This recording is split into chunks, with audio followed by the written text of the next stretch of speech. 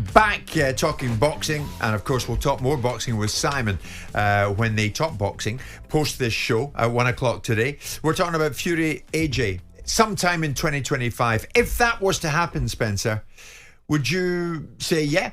Yeah, I think that will generate an enormous amount of interest throughout this country, because earlier on when we were talking about it, looking at the listeners, 80% of them were saying, nah, not really for me, we're not that bothered. 20% were saying, yeah, bring it on. And listen, everyone would watch it, for sure. I think that to the casual fan, it's a fight that everyone wants to see. It's a fight that it may not have the same... Is it? It so may many not have people the same... this morning were saying they're not interested in it. Yeah, well, trust me, they're the same ones that would buy it. But I think that, you'd be sitting there going, right, I'm not going to watch it. 10 minutes to go, you're sitting there, and then bang, you buy it. That's what happens. It's a fight of intrigue still. People have always wanted to see that. They go back to their amateur days. And look, it doesn't have the same prestige, obviously, and it won't be a world title on the line, but it's a fight that you would like to watch.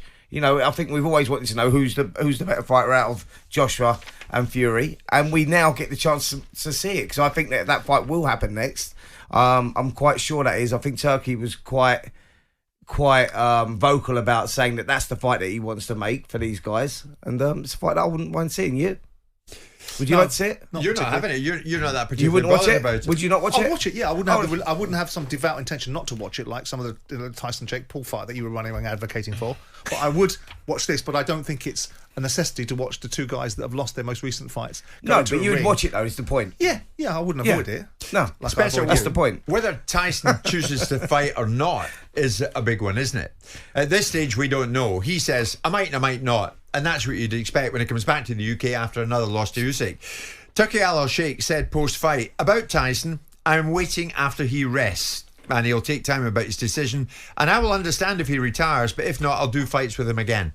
Tyson won't retire. I think that Tyson needs boxing for many reasons. As we know, he's got bipolar, suffers with mental health, and boxing is his focus. It gives him discipline in life, and I think that as we saw on Saturday night, there's still a lot of fight left in Tyson Fury. There's still big fights out there for him, like the ones we just mentioned with Anthony Joshua. So I think Tyson Fury definitely will not retire. He'll go away, he'll rest up, and I think that will be the fight that's made next. Is it unprecedented, the age of these boxers right now? So Usyk's 37. Yeah. You got Joshua 35 and Fury 36. When are you? I mean, look, when I got to the age of 37 as a player, footballer, the end comes quick.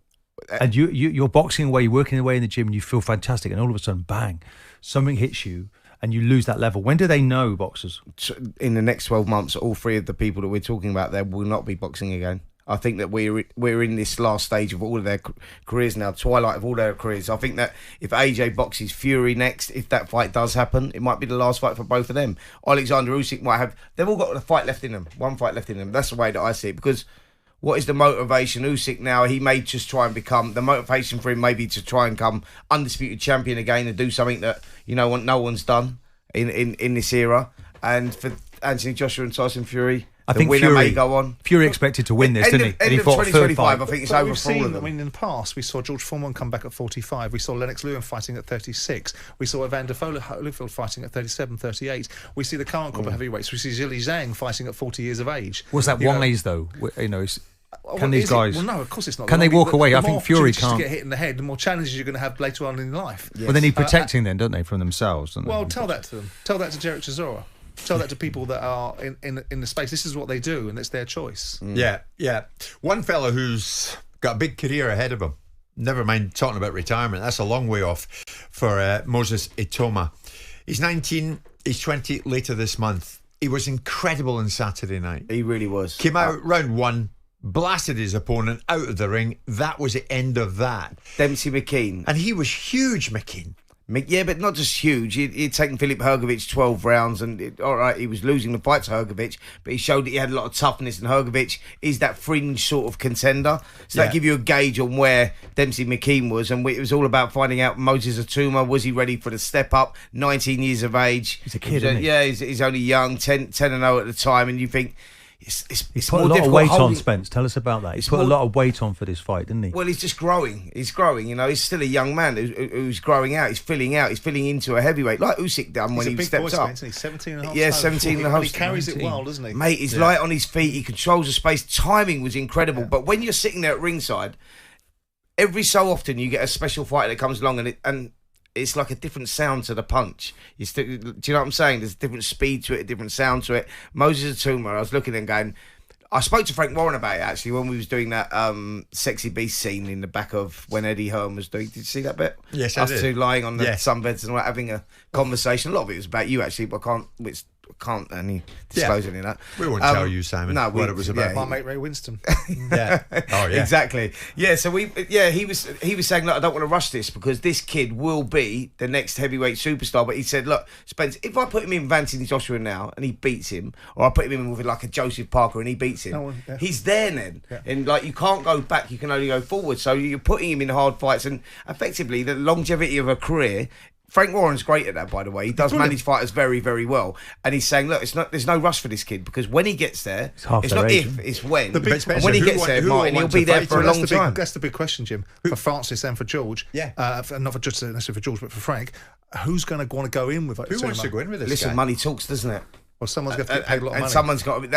all it's going to be is for that kid to get to where he needs to get to, it's going to cost a lot of money. But I think by investing, you speculate to accumulate, you invest in him. None of them want and to. it's going to come back. I mean, when I was talking to Fraser last week, they were all talking about it too. Even like about 18 months ago, jokingly, Tyson Fury threw away the comment about don't want to fight Moses Itauma. I looked at him I looked at him on Saturday night, and the way that he dispatched Dempsey McKean, I just looked at him and I thought, I'm not sure anyone could beat him right now. This kid is like exceptional. So if you were to give us maybe 3 of your favourite moments, your highlights from 2024, what would they be? Fight-wise, I think you're looking at Wardley Clark 1, which is a great fight. You can't deny what that was. Both guys left it all in the ring for the fans. It was a fan-friendly fight, wasn't it? Mm-hmm. And then you got Katie Taylor, Amanda Serrano, which was again, an incredible fight. Matched their first one. Daniel Dubois, AJ, for obvious reasons, like stadium fight. AJ expected to go in there and win. A coming of age fight really for Daniel Dubois and AJ, and better be Evan Bibble for your purists. Purists, yeah.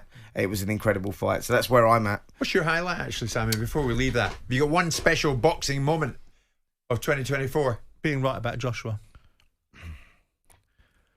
Being right about Joshua.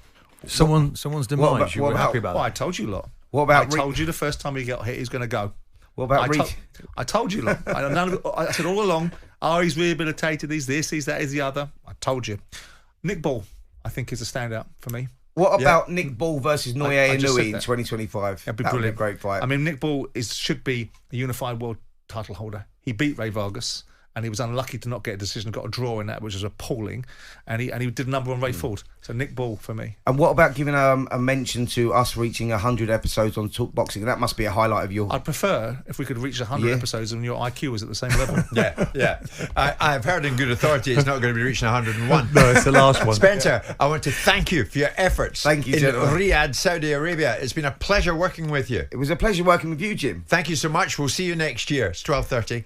On AM, on DAB, via the talkSPORT app and on your smart speaker. talkSPORT.